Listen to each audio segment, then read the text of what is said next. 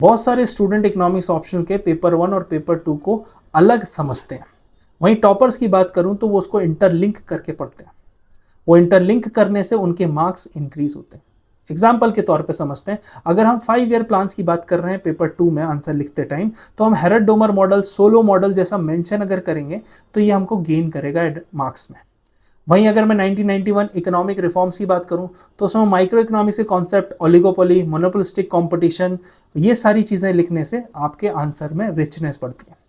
वहीं public finance का कोई कॉन्सेप्ट है, उसमें आपने ISLM मॉडल का ही मेंशन किया या फिर आपने मॉनेटरी पॉलिसी के कोई टूल्स को मेंशन किया, वो भी आपके आंसर का एनालिटिकल डेप्थ झलकाते हैं। अब यहाँ से हमको क्या समझना है कि ये चीज़ करने से आपका जो आंसर है वो रिच और एनालिटिकल दिखता है।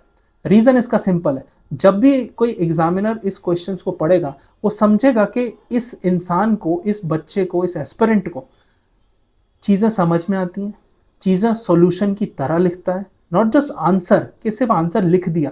क्योंकि एक इकोनॉमिस्ट की तरह इंटरलिंक करके अगर आप आंसर लिखेंगे ना, तो आप एक पॉलिसी मेकर साउंड होंगे, एक सॉल्यूशन प्रोवाइडर आप साउंड होंगे। तो इस टेक्निक से आप ज़्यादा से ज़्यादा मार्क्स गेन कर सकते हैं। और इस तरह की टेक्निक जब आप एग्जाम में लिखेंगे तो आपको एक स्ट्रक्चर्ड वे में चीज़ें भी समझ में आएंगी, रिवीजन भी आसान होगा और रिकॉल भी।